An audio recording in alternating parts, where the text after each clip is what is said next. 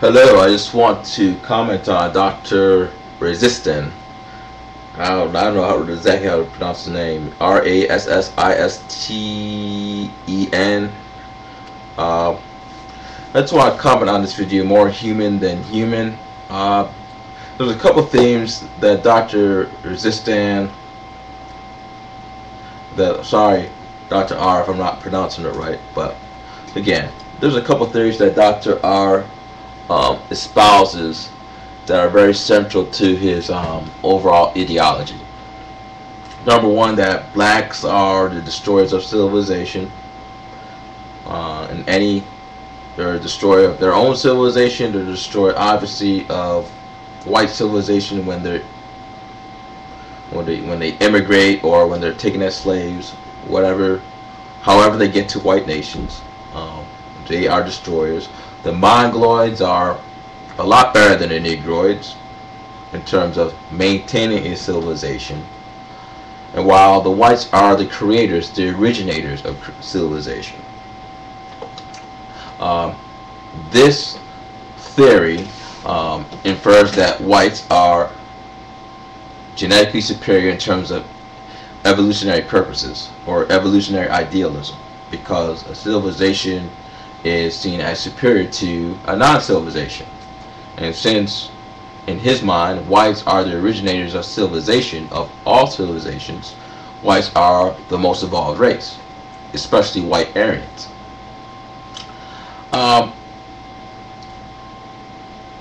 In saying that, there's another race, which we should just call a race of people, because in theory they may look white, but in theory, and actually in practicality, Dr. R views them as a race that is the number one enemy of the white Aryan race, and that is the Jew.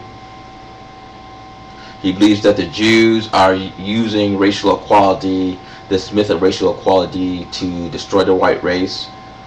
They are promoting integration as a means of destroying the white race. So the Jews themselves can dominate the world. He believes that the Jews already control the world in terms of the media, in terms of finances, in terms of academia, and their ideology, a disproportionate amount of Jews, their ideology supports Marxism and communism. So let's just analyze all these theories that Dr. R puts out there. He says that the Jews are out to dominate the white race, especially the non-Gentile white race. He says that, again, the Jews represent 96% of the media, 96% of the bankers, probably 96% of key positions of academia. All over the world, I might add. Now, if we think about this, Jews do not even make up 1% of the population, the global population.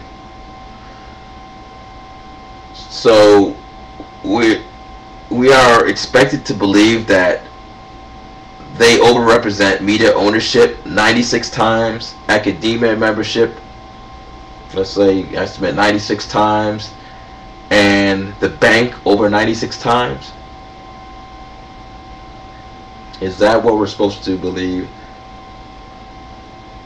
And if they do overrepresent in these areas, how did they overrepresent in all these areas? Especially in America, where whites make up 80% of the population.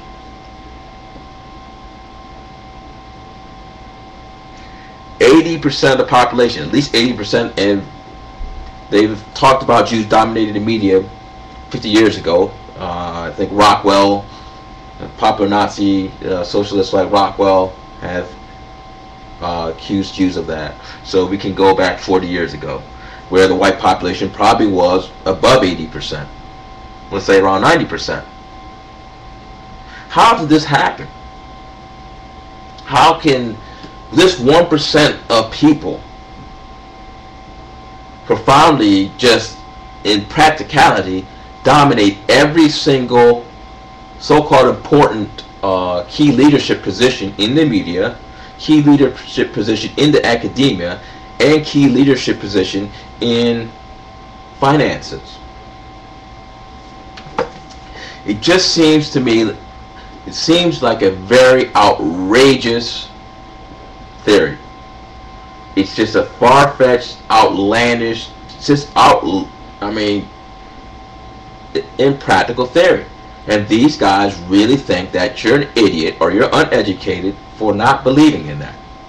Just remember, folks, we're talking about less than 1%, far less than 1% of the global population dominating all these key areas. How do you pull off something like that? Because Dr. R has hinted at that Jews have done this with intent, that they, as a group, collectively planned this out. He said that they have extraordinary unity, which implies that this is not even a subconscious, cultural conspiracy, that this is a conscious global conspiracy. Now let's look at the other part, the other area that we can examine is the question of why people like Dr. R, people like Quest 1, 2, 3, 4, why these race realist anti-Semitics do not consider the fact that maybe Jews have better genes to dominate into these areas. Because I can tell you this, whenever whites are 1% of the population or 3% of the population and dominate non-white areas, especially South Africa, the reason is due, according to Dr. R, genes. That whites have a higher genetic capacity to create civilization and maintain civilization, and to achieve academically, intellectually, in all areas, even physically. That is why whites dominated South Africa, and that is why whites right now overrepresent in intellectual areas. However, when it comes to the Jews, why they own or why they have key leadership positions in the media, why they have key leadership positions in the academia, why they have key leadership positions or ownership positions in finances, it's because they're crafty, it's because they're shrewd, like Dog Dick of Anubis hinted at or explicitly said. It's because they underhandedly conned the white Aryan race out of those positions.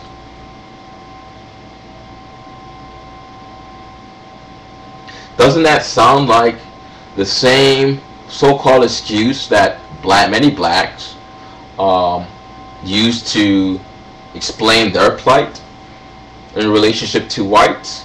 Because it's the white oppressor, it's because whites have underhandedly colonized areas, underhandedly conned blacks out of or unfairly obtained opportunities of educational achievement. Aren't these similar reasons? I think so. So that's just something to think about. Have a nice day.